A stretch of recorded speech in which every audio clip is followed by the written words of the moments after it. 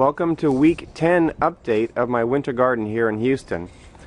One of the first things you'll probably notice here is a long shadow being cast by this newly installed in-garden greenhouse.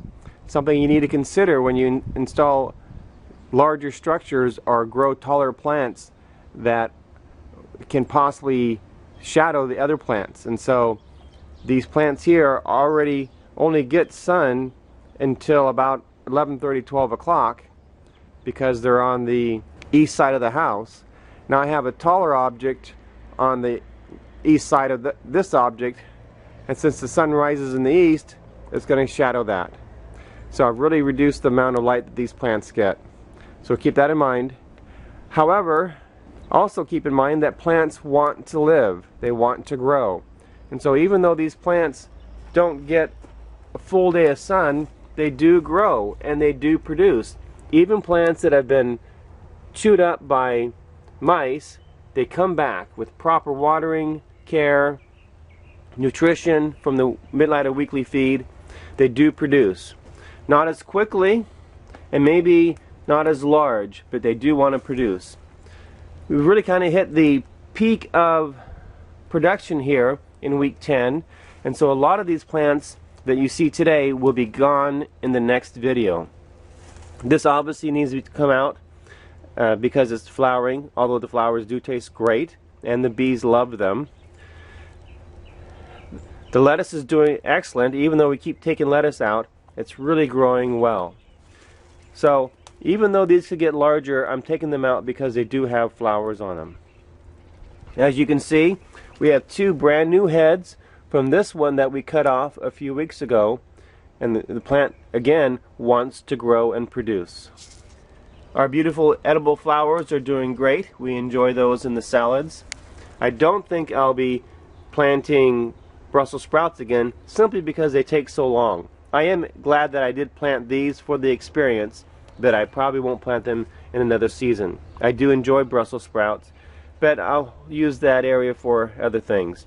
The bok choy is doing great. Obviously, I need to thin this today and harvest. Even though they don't get as much sun as they want, they are doing fabulous with the Mittleider weekly feed. The nights are warming up.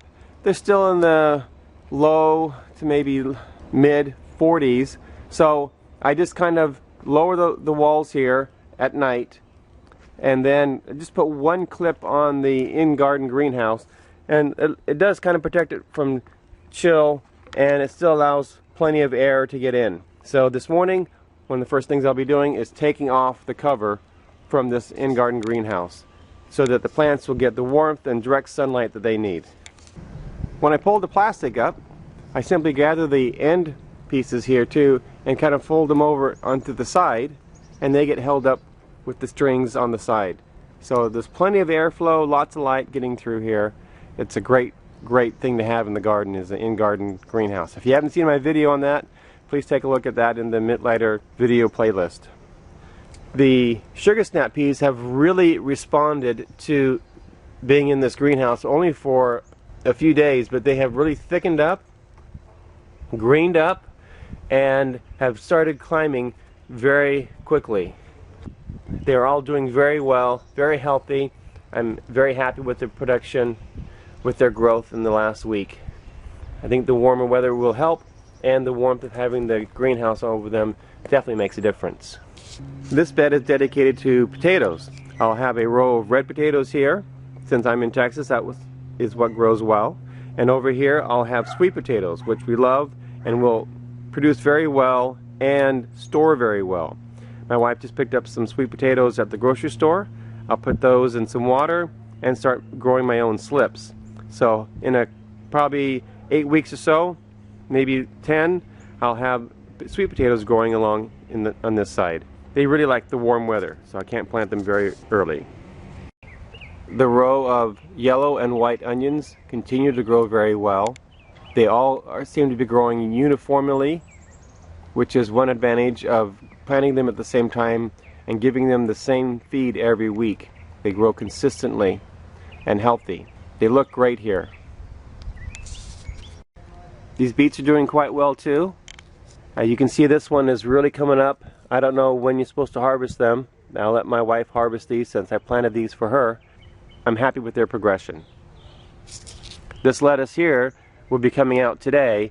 Really, we've harvested about everything we can off these lettuces. You can see all the way up the stalks here where we've taken the different pieces off and eaten them as the lettuce has grown. This is butter crunch lettuce. I'll be planting more. I love it. The broccoli here is still nice and tight and still growing. You can see some frost damage here. Of course, that'll be all taken off today as I come through the garden in the morning and do my cleanup in the garden. Want to thin it and want to clean it in the morning when the plants are fresh. But the broccoli are doing well. You can see though they have had some frost damage here. You can see where their heads were frozen. I actually came out the other day and watered them because they were covered in ice. As you'll notice more and more in the garden, we will have already harvested because we have really reached the peak of the harvest here in the winter garden. These broccolis have been harvested and we're leaving them here because we are enjoying cutting off the leaves and putting them in green smoothies. And as you can see down here, they are producing little small broccoli heads. I could just pull them out, but we are still eating them. Why waste this valuable food resource? Broccoli leaves are very healthy for you, and we don't want to miss that. Can't be happier with the cabbage. Just wonderful, nice big heads on them, huge leaves, very healthy, going very well. I'm very happy with this crop. Over here in my red onions, this is kind of my marker onion.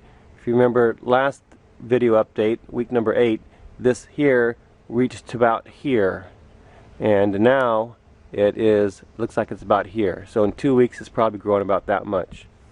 But these guys are doing well. We should have a very good harvest of red onions here. Strawberries are really starting to put out a lot of strawberries now, which is right at the right season. I am concerned I'm not going to get any apples because I found an apple on the ground the other day. And it's the middle of January, so that may not come to fruition this year. But the strawberries seem to be doing very well and producing a lot of strawberries. Here's the apple I was mentioning that I found yesterday on the apple tree, below the apple tree, and then here's the one that's on the apple tree. As things have warmed up, I've opened up the entrance reducers in front of the honeybee hives. They're active, they're warmed up, they're facing south, so when that sun comes up in the morning, they get full exposure and it wakes them up and helps them get started. As you can see, they're very busy. I checked the other day, the second brood box was full of capped honey and the queens were laying eggs. The brood box below it was completely empty, no larvae, no honey, and nothing in the honey super above it. So they are producing honey already, and the queens are laying eggs, so they're ready for spring. I'm starting to feed them sugar water now to kind of boost them up so the queens start laying lots of eggs. Hopefully we'll be able to split these in a couple months. I'll be taking the cover off the avocado tree after the last day of frost, which is Valentine's Day here. We'll see how well it's wintered. But that's this week's update on the Mittleider garden. I'm very happy with how it's going. I really enjoy being out here. I'm probably out here 10-15 minutes a day, just kind of walking through my little paradise and enjoying the beauty and the produce and the production and seeing nature at work. I see God's hand in all things. This is LDS Prepper reminding you, if you are prepared, you shall not fear.